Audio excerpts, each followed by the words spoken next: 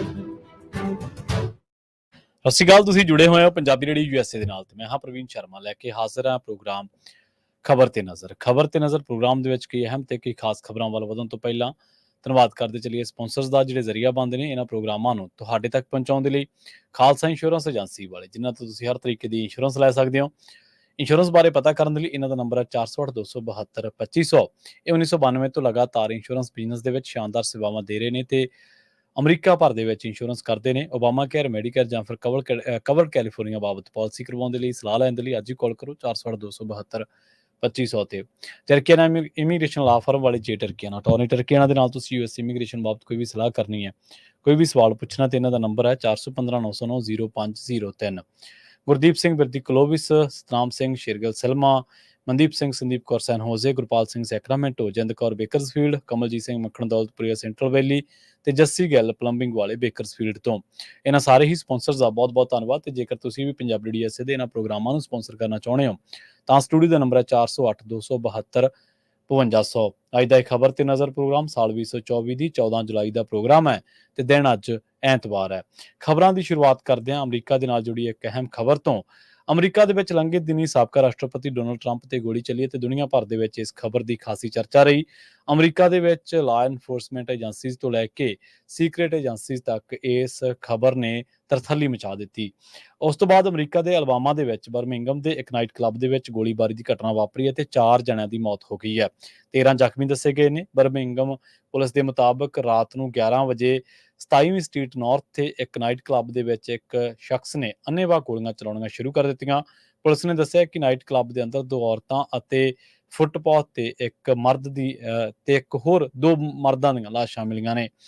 Birmingham ਦੇ police ਅਧਿਕਾਰੀ ਦੇ ਦੱਸਣ ਮੁਤਾਬਕ ਗੋਲੀ ਲੱਗਣ ਕਰਕੇ ਜ਼ਖਮੀ ਹੋਏ ਕਈ ਲੋਕਾਂ ਨੂੰ ਹਸਪਤਾਲ ਦੇ ਵਿੱਚ ਦਾਖਲ ਕਰਵਾਇਆ ਗਿਆ, ਜਿੱਥੇ ਇੱਕ ਸ਼ਖਸ ਨੂੰ ਮ੍ਰਿਤਕ ਐਲਾਨ ਦਿੱਤਾ ਗਿਆ ਤੇ ਕੁਝ ਲੋਕਾਂ ਦਾ ਇਲਾਜ ਅਜੇ ਵੀ ਚੱਲ ਰਿਹਾ ਹੈ।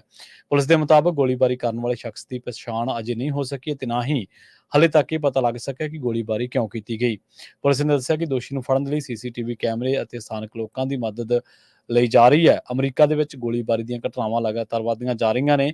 ਰਿਪੋਰਟ ਦੇ ਮੁਤਾਬਕ ਇੱਕ ਅੰਕੜੇ ਦੇ ਵਿੱਚ ਦੱਸਿਆ ਗਿਆ ਕਿ USA ਦੇ ਵਿੱਚ ਇਸ ਸਾਲ ਘੱਟੋ ਘੱਟ 293 ਸਮੂਹਿਕ ਗੋਲੀਬਾਰੀ ਦੀਆਂ ਘਟਨਾਵਾਂ ਸਾਹਮਣੇ ਆਈਆਂ ਨੇ।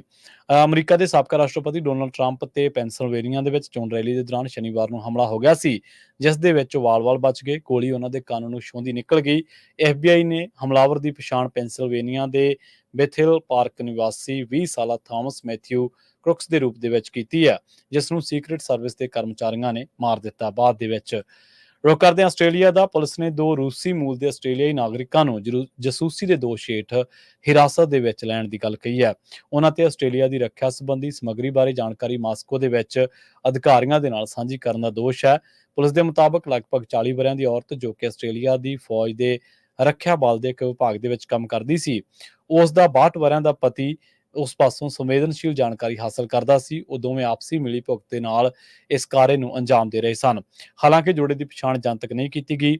ਆਸਟ੍ਰੇਲੀਅਨ ਫੈਡਰਲ ਪੁਲਿਸ ਦੇ ਮੁਤਾਬਕ ਮੁਲਜ਼ਮ ਔਰਤ ਨੇ ਆਪਣੇ ਪਤੀ ਨੂੰ ਆਪਣੇ ਅਧਿਕਾਰ ਖੇਤਰ ਦੇ ਵਿੱਚ ਆਉਂਦੇ ਕੰਮ ਦੇ ਅਕਾਊਂਟ ਦੇ ਵਿੱਚ ਕੰਪਿਊਟਰ ਸਿਸਟਮ ਦੇ ਰਾਹੀਂ ਲੌਗਇਨ ਕਰਨ ਅਤੇ ਸਿਸਟਮ ਦੀ ਜਾਣਕਾਰੀ ਨੂੰ ਰੂਸ ਦੇ ਵਿੱਚ ਪਹੁੰਚਾਉਣ ਸੰਬੰਧੀ ਸਿਖਲਾਈ ਦਿੱਤੀ ਹੈ।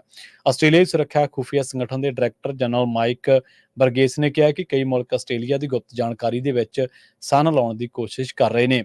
ਸੰਘੀ ਪੁਲਿਸ ਕਮਿਸ਼ਨਰ ਰੀਸ ਕੈਰਸ਼ੋ ਨੇ ਕਿਹਾ ਕਿ ਮੁਲਜ਼ਮ ਔਰਤ ਰੱਖਿਆ ਬਲ ਤੋਂ ਲੰਬੇ ਸਮੇਂ ਦੀ ਛੁੱਟੀ ਤੇ ਹੁੰਦੇ ਹੋਏ ਕਥਿਤ ਤੌਰ ਤੇ ਰੂਸ ਦਾ ਅਣ-ਐਲਾਨਿਆ ਦੌਰਾ ਕਰ ਰਹੀ ਸੀ।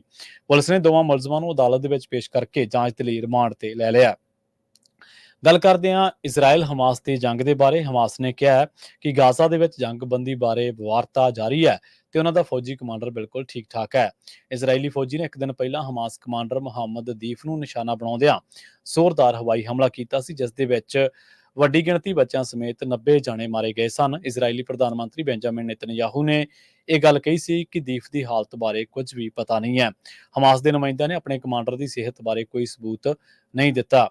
ਇਜ਼ਰਾਈਲੀ ਫੌਜ ਨੇ ਦਾਅਵਾ ਕੀਤਾ ਕਿ ਦੀਫ ਦਾ ਨੇੜਲਾ ਸਹਿਯੋਗੀ ਰਫਾ ਸਲਾਮਾ ਸ਼ਨੀਵਾਰ ਨੂੰ ਕੀਤੇ ਗਏ ਹਮਲੇ ਦੇ ਦੌਰਾਨ ਮਾਰਿਆ ਗਿਆ। ਸਲਾਮਾ ਹਮਾਸ ਦੀ ਖਾਨ ਯੂਨਿਸ ਬ੍ਰਿਗੇਡ ਦਾ ਮੁਖੀ ਸੀ। ਹਮਾਸ ਨੇ ਹਮਲੇ ਮਗਰੋਂ ਜੰਗਬੰਦੀ ਬਾਰੇ ਚੱਲ ਰਹੀ ਵਾਰਤਾ ਮੁਅੱਤਲ ਕਰਨ ਦੀਆਂ ਰਿਪੋਰਟਾਂ ਨੂੰ ਨਕਾਰ ਦਿੱਤਾ ਹੈ। ਤਰਜਮਾਨ ਜਿਹਾਦ ਤਾਹਾ ਨੇ ਕਿਹਾ ਕਿ ਇਸ ਦੇ ਵਿੱਚ ਕੋਈ ਸ਼ੱਕ ਨਹੀਂ ਹੈ ਕਿ ਭਿਆਨਕ ਕਤਲੇਆਮ ਕਰਕੇ ਕਿਸੇ ਵੀ ਕੋਸ਼ਿਸ਼ ਤੇ ਅਸਰ ਪੈ ਸਕਦਾ ਹੈ, ਪਰ ਵਿਚੋਲਿਆਂ ਦੇ ਵਿਚਕਾਰ ਵਾਰਤਾ ਜਾਰੀ ਰਹੇਗੀ। ਹਮਲੇ ਦੇ ਵਿੱਚ ਬਚੇ ਕੁਝ ਲੋਕਾਂ ਨੇ ਕਿਹਾ ਕਿ ਇਲਾਕੇ ਦੇ ਵਿੱਚ ਬਿਨਾਂ ਕਿਸੇ ਚੇਤਾਵਨੀ ਦੇ ਹਮਲਾ ਕੀਤਾ ਗਿਆ ਸੀ। ਹਮਲੇ ਦੇ ਵਿੱਚ 300 ਤੋਂ ਵੱਧ ਬੰਦੇ ਜ਼ਖਮੀ ਹੋਏ ਨੇ।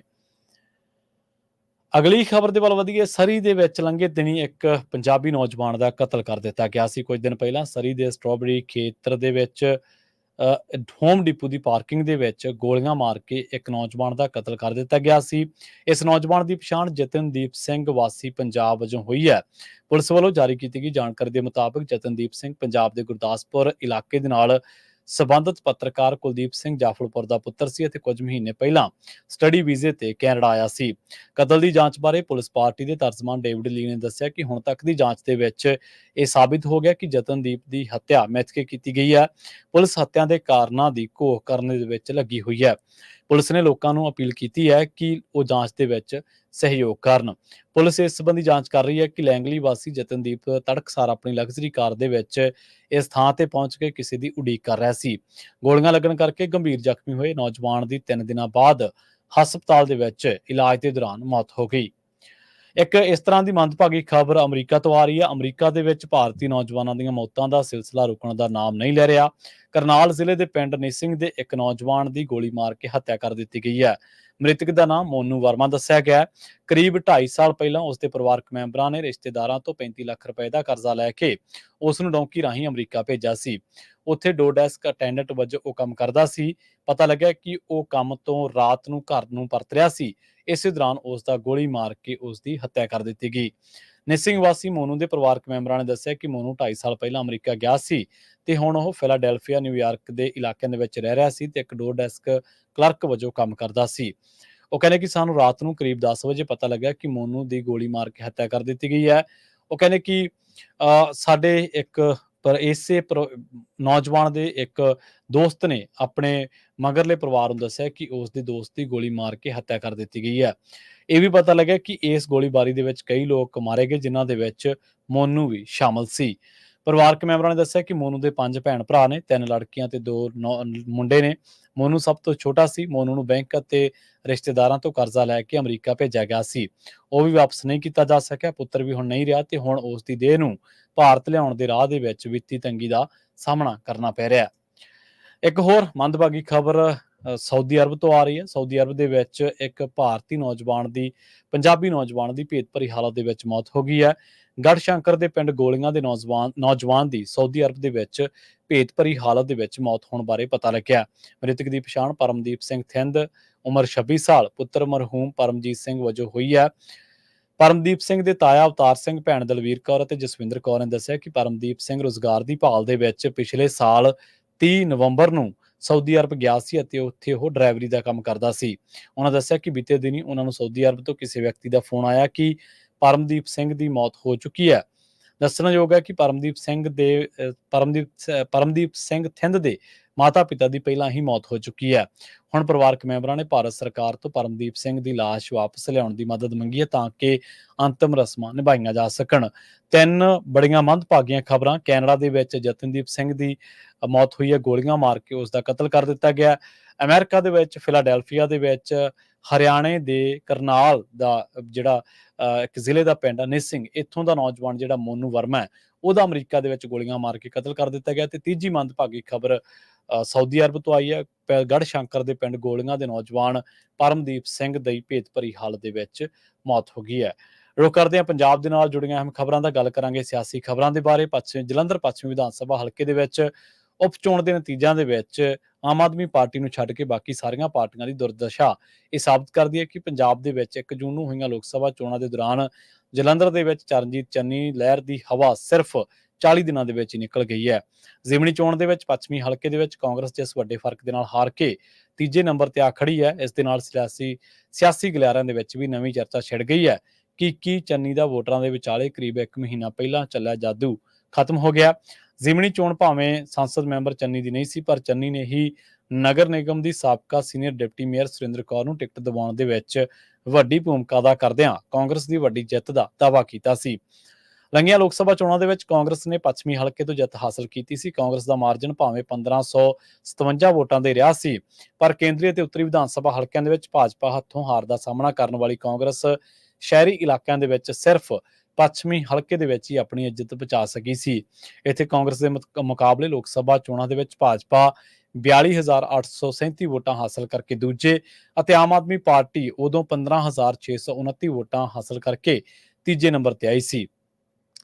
4 ਜੂਨ ਨੂੰ ਲੋਕ ਸਭਾ ਚੋਣਾਂ ਦੇ ਨਤੀਜਿਆਂ ਦੇ ਵਿੱਚ ਪਹਿਲੇ ਨੰਬਰ ਤੇ ਰਹਿਣ ਵਾਲੀ ਕਾਂਗਰਸ ਦਾ ਵੋਟ ਬੈਂਕ ਜ਼ਿਮਨੀ ਚੋਣ ਦੇ ਵਿੱਚ 10 ਜੁਲਾਈ ਨੂੰ 44,394 ਦੇ ਅੰਕੜੇ ਤੋਂ ਖਿਸਕ ਕੇ ਮਹਿਜ਼ 16,757 ਵੋਟਾਂ ਤੇ ਆਉਣਾ ਸਾਰਿਆਂ ਨੂੰ ਹੈਰਾਨ ਕਰ ਰਿਹਾ।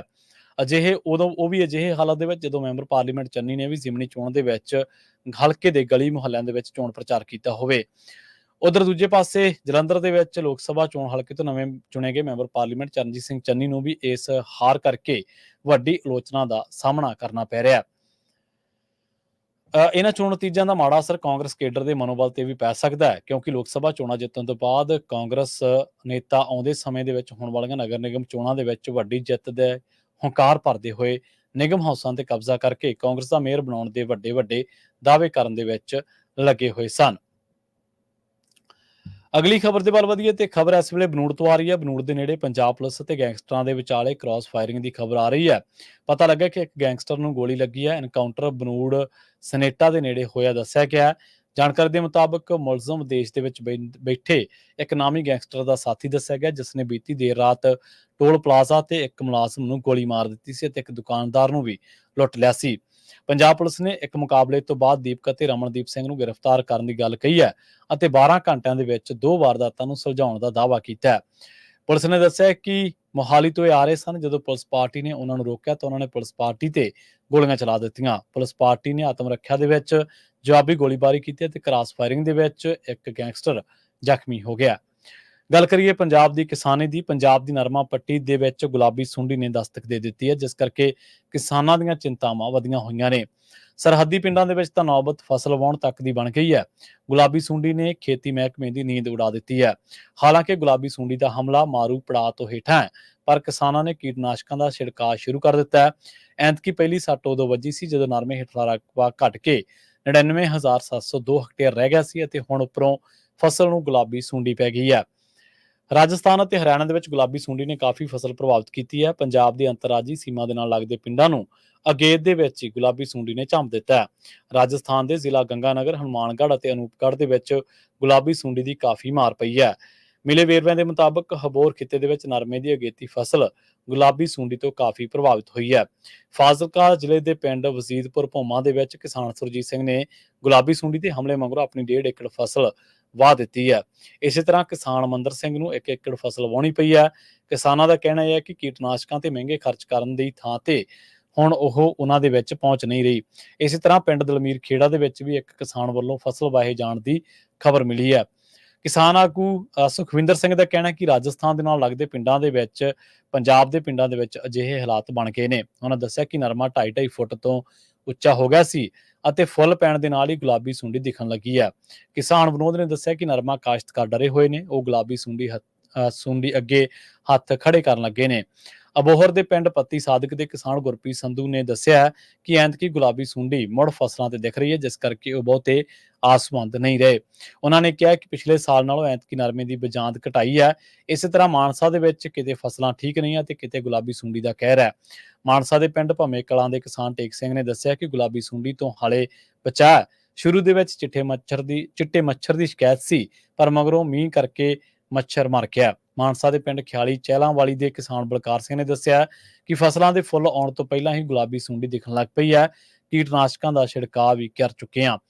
ਦੱਸ ਦਈਏ ਕਿ ਪਿਛਲੇ ਸਾਲ ਵੀ ਗੁਲਾਬੀ ਸੁੰਡੀ ਕਾਰਨ ਫਸਲਾਂ ਪ੍ਰਭਾਵਿਤ ਹੋਈਆਂ ਸਨ। ਪੰਜਾਬ ਦੀ ਨਰਮਾ ਪੱਟੀ ਨੂੰ ਕਦੇ ਚਿੱਟੀ ਮੱਖੀ ਅਤੇ ਕਦੇ ਗੁਲਾਬੀ ਸੁੰਡੀ ਦੀ ਮਾਰ ਝੱਲਣੀ ਪੈਂਦੀ ਹੈ। ਸਾਲ 2015 ਦੇ ਵਿੱਚ ਜਦੋਂ ਅਕਾਲੀ ਦਲ ਦੀ ਸਰਕਾਰ ਸੀ ਤਾਂ ਚਿੱਟੀ ਮੱਖੀ ਨੇ ਪੂਰੀ ਤਰ੍ਹਾਂ ਦੇ ਨਾਲ ਫਸਲ ਹੀ ਤਬਾਹ ਕਰ ਦਿੱਤੀ ਸੀ। ਇਹਨਾਂ ਸੰਕਟਾਂ ਦੀ ਬਦੌਲਤ ਹੀ ਪੰਜਾਬ ਦੇ ਵਿੱਚ ਨਰਮੇ ਹੇਠਲਾ ਰਕਬਾ ਲਗਾਤਾਰ ਘਟਦਾ ਜਾ ਰਿਹਾ। ਸਾਲ 1990-91 ਦੇ ਵਿੱਚ ਰਿਕਾਰਡ ਰਕਬਾ 7 ਲੱਖ ਹੈਕਟੇਅਰ ਨਰਮੇ ਦੀ ਬਿਜਾਈ ਹੇਠ ਸੀ, ਜੋ ਕਿ ਹੁਣ ਘਟ ਕੇ 1 ਲੱਖ ਤੋਂ ਵੀ ਘਟ ਕੇ 96,000 ਹੈਕਟੇਅਰ ਤੇ ਆ ਪੁੱਜਿਆ। ਗੱਲ ਕਰੀਏ ਅਗਲੀ ਖਬਰ ਦੇ ਬਾਰੇ। ਲਾਲੜੂ ਤੋਂ ਖਬਰ ਆ ਰਹੀ ਹੈ ਕਿ ਪਿੰਡ ਸਾਦਾਪੁਰ ਨਿਵਾਸੀ ਵਿਅਕਤੀ ਨੇ 5 ਜਣਿਆਂ ਦੇ ਖਿਲਾਫ ਵਿਦੇਸ਼ ਭੇਜਣ ਦੇ ਨਾਂ ਤੇ 50 ਲੱਖ ਰੁਪਏ ਦੀ ਠੱਗੀ ਮਾਰਨ ਦਾ ਦੋਸ਼ ਲਾਇਆ ਤੇ ਇਸ ਦੀ ਸ਼ਿਕਾਇਤ ਐਸਐਸਪੀ ਮੋਹਾਲੀ ਨੂੰ ਦਿੱਤੀ ਹੈ। ਸ਼ਿਕਾਇਤਕਰਤਾ ਕੇਸਰ ਸਿੰਘ ਪੁੱਤਰ ਗੁਰਦਿਆਲ ਸਿੰਘ ਵਾਸੀ ਪਿੰਡ ਸਾਦਾਪੁਰ ਨੇ ਪੁਲਿਸ ਨੂੰ ਦੱਸਿਆ ਕਿ ਉਹ ਖੇਤੀਬਾੜੀ ਦਾ ਕੰਮ ਕਰਦਾ ਸੀ ਅਤੇ ਉਸਦੇ ਦੂਰ ਦੇ ਰਿਸ਼ਤੇਦਾਰ ਕੁਲਵੰਤ ਸਿੰਘ ਨੇ ਉਸ ਨੂੰ ਕਿਹਾ ਕਿ ਉਸਦੇ ਕੁਝ ਸਾਥੀ ਟਰੈਵਲ ਏਜੰਟ ਨੇ ਅਤੇ ਬਾਹਰ ਭੇਜਣ ਦਾ ਕੰਮ ਕਰਦੇ ਨੇ। ਕੁਲਵੰਤ ਸਿੰਘ ਨੇ ਕੇਸਰ ਸਿੰਘ ਨੂੰ ਕਿਹਾ ਕਿ ਉਸਦੇ ਟਰੈਵਲ ਏਜੰਟ ਸਾਥੀਆਂ ਨਾਲ ਉਸ ਦਾ ਇੰਗਲੈਂਡ ਦਾ ਵੀਜ਼ਾ ਲਗਵਾ ਕੇ ਬਾਹਰ ਭੇਜਣ ਬਾਰੇ ਗੱਲਬਾਤ ਹੋ ਗਈ ਹੈ, ਜਿਸ ਦੇ ਲਈ 50 ਲੱਖ ਰੁਪਏ ਦਾ ਖਰਚਾ ਆਵੇਗਾ। ਕੁਲਵੰਤ ਸਿੰਘ ਨੇ ਕਿਹਾ ਕਿ ਉਹ ਆਪਣੇ ਭਤੀਜੇ ਸੁਖਜੀਤ ਸਿੰਘ ਉਰਫ ਸੁੱਖੀ ਨੂੰ ਵੀ ਇੰਗਲੈਂਡ ਭੇਜਣਾ ਚਾਹੁੰਦੇ ਨੇ ਕਿਉਂਕਿ ਪਿੰਡ ਦੇ ਵਿੱਚ ਰਹਿੰਦੇ ਹੋਏ ਉਸ ਦੇ ਕਈ ਲੋਕਾਂ ਨੇ ਨੱਕ ਦੇ ਵਿੱਚ ਦਮ ਕਰ ਰੱਖਿਆ, ਜਿਸ ਕਰਕੇ ਅੰਬਾਲਾ ਦੇ ਵਿੱਚ ਇੱਕ ਕੇਸ ਵੀ ਦਰਜ ਹੋਇਆ ਸੀ। ਇਸੇ ਕਰਕੇ ਕੁਲਵੰਤ ਸਿੰਘ ਅਤੇ ਸੁਖਜੀਤ ਸਿੰਘ ਉਰਫ ਸੁੱਖੀ ਦੀ ਮਾਂ ਜਸਵਿੰਦਰ ਕੌਰ ਨੇ ਕਿਹਾ ਕਿ ਇਸ ਵਕਤ ਉਹਨਾਂ ਕੋਲੇ ਪੈਸੇ ਨਹੀਂ ਆ। ਇਸ ਤੋਂ ਬਾਅਦ ਉਹ ਗੱਲਾਂ ਦੇ ਵਿੱਚ ਆ ਗਏ ਤੇ ਉਹਨਾਂ ਨੇ 20 ਲੱਖ ਰੁਪਏ ਦੀ ਰਕਮ ਖੁਦ ਅਤੇ ਬਾਕੀ 30 ਲੱਖ ਰੁਪਏ ਦੀ ਰਕਮ ਆਪਣੇ ਰਿਸ਼ਤੇਦਾਰਾਂ ਪਾਸੋਂ ਫੜ ਕੇ ਤੇ ਉਧਾਰ ਲੈ ਕੇ 50 ਲੱਖ ਰੁਪਏ ਦਾ ਇੰਤਜ਼ਾਮ ਕਰ ਲਿਆ, ਪਰ ਪੈਸੇ ਲੈਣ ਤੋਂ ਬਾਅਦ ਉਹਨਾਂ ਦੇ ਬੱਚਿਆਂ ਨੂੰ ਵਿਦੇਸ਼ ਨਹੀਂ ਭੇਜਿਆ ਗਿਆ। ਲੋਕ ਕਰਦੇ ਹਾਂ ਕੁਝ ਕੌਮੀ ਖਬਰਾਂ ਦੇ ਬਾਰੇ। ਕਾਂਗਰਸ ਦੇ ਕੌਮੀ ਪ੍ਰਧਾਨ ਮਲਿਕਾਰਜੁਨ ਖੜਗੇ ਨੇ ਦੋਸ਼ ਲਾਇਆ ਕਿ ਭਾਜਪਾ ਤੇ ਆਰਐਸਐਸ ਨੇ ਸਿੱਖਿਆ ਪ੍ਰਣਾਲੀ ਨੂੰ ਤਬਾਹ ਕਰਨ ਦਾ ਬੀੜਾ ਚੁੱਕਿਆ ਹੋਇਆ।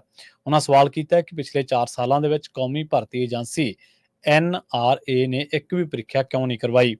ਪ੍ਰਧਾਨ ਮੰਤਰੀ ਨਰਿੰਦਰ ਮੋਦੀ ਨੇ ਇਹ ਗੱਲ ਕਹੀ ਸੀ ਕਿ ਪਿਛਲੇ 3 ਤੋਂ 4 ਸਾਲਾਂ ਦੇ ਵਿੱਚ ਪੈਦਾ ਹੋਈਆਂ 8 ਕਰੋੜ ਨਵੀਆਂ ਨੌਕਰੀਆਂ ਨੇ ਬੇਰੁਜ਼ਗਾਰੀ ਦਾ ਝੂਠਾ ਪ੍ਰਚਾਰ ਕਰਨ ਵਾਲਿਆਂ ਨੂੰ ਚੁੱਪ ਕਰਵਾ ਦਿੱਤਾ ਹੈ। ਮੋਦੀ ਦੇ ਇਸ ਬਿਆਨ ਤੇ ਪ੍ਰਤੀਕਿਰਿਆ ਦਿੰਦਿਆਂ ਖੜਗੇ ਨੇ ਇਹ ਟਿੱਪਣੀ ਕੀਤੀ ਹੈ।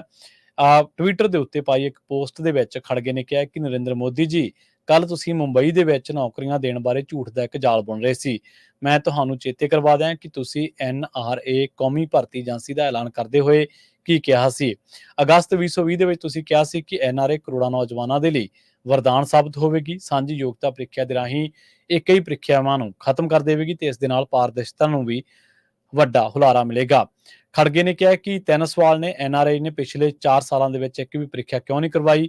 NRA ਨੂੰ 1517 ਕਰੋੜ ਰੁਪਏ ਦੇ ਫੰਡ ਮੁਹੱਈਆ ਕਰਵਾਏ ਜਾਣ ਦੇ ਬਾਵਜੂਦ 4 ਸਾਲਾਂ ਦੇ ਵਿੱਚ ਹੁਣ ਤੱਕ ਇਸ ਨੇ ਸਿਰਫ 58 ਕਰੋੜ ਰੁਪਏ ਹੀ ਕਿਉਂ ਖਰਚਿਆ। NRA ਸਰਕਾਰੀ ਨੌਕਰੀਆਂ ਤੇ ਭਰਤੀ ਲਈ ਬਣਾਈ ਗਈ ਸੀ ਕਿ ਜਾਣਬੁੱਝ ਕੇ NRI ਨੂੰ ਗੈਰ ਸਰਗਰਮ ਰੱਖਿਆ ਗਿਆ ਤਾਂ ਜੋ SC, ST, OBC ਅਤੇ ਆਰਥਿਕ ਪਛੜੇ ਵਰਗ ਦੇ ਨਾਲ ਸੰਬੰਧਿਤ ਨੌਜਵਾਨਾਂ ਨੂੰ ਉਹਨਾਂ ਦੇ ਹੱਕਾਂ ਤੋਂ ਵਾਂਝਾ ਰੱਖਿਆ ਜਾ ਸਕੇ। ਕਾਂਗਰਸ ਪ੍ਰਧਾਨ ਨੇ ਦੋਸ਼ ਲਾਇਆ ਕਿ ਕੌਮੀ ਟੈਸਟਿੰਗ ਏਜੰਸੀ NTA ਨੂੰ ਧੋਖਾਧੜੀ, ਪੇਪਰ ਲੀਕ ਅਤੇ ਘੁਟਾਲਿਆਂ ਵਾਸਤੇ ਵਰਤਿਆ ਗਿਆ ਅਤੇ NRA ਨੂੰ ਇੱਕ ਵੀ ਪ੍ਰੀਖਿਆ ਕਰਵਾਉਣ ਦੀ ਇਜਾਜ਼ਤ ਨਹੀਂ ਦਿੱਤੀ ਗਈ। ਨੀਟ, UGC ਵਰਗੀਆਂ ਕੌਮੀ ਮੁਕਾਬਲਾ ਪ੍ਰੀਖਿਆਵਾਂ ਦੇ ਵਿੱਚ ਬੇਨੇਮੀਆਂ ਦੇ ਦੋਸ਼ ਤੋਂ ਬਾਅਦ NTA ਦੀ ਮਾੜੀ ਕਾਰਗੁਜ਼ਾਰੀ ਜੱਗ ਜ਼ਾਹਰ ਹੋ ਚੁੱਕੀ ਹੈ। ਇਸ ਦੇ ਨਾਲ ਹੀ ਪੰਜਾਬੀ ਖਬਰਾਂ ਦੇ ਇਸ ਬੁਲੇਟਿਨ ਦੇ ਵਿੱਚ ਹੁਣ ਤੱਕ ਲਈ ਬਸ ਇੰਨਾ ਹੀ। ਮੈਨੂੰ ਪ੍ਰਵੀਨ ਸ਼ਰਮਾ ਨੂੰ ਦਿੱਤੀ ਇਜਾਜ਼ਤ। ਜੁੜੇ ਰਹੋ ਪੰਜਾਬੀ ਰੇਡੀਓ USA ਦੇ ਨਾਲ। ਬਹੁਤ ਬਹੁਤ ਧੰਨਵਾਦ। ਸਤਿ ਸ੍ਰੀ ਅਕਾਲ।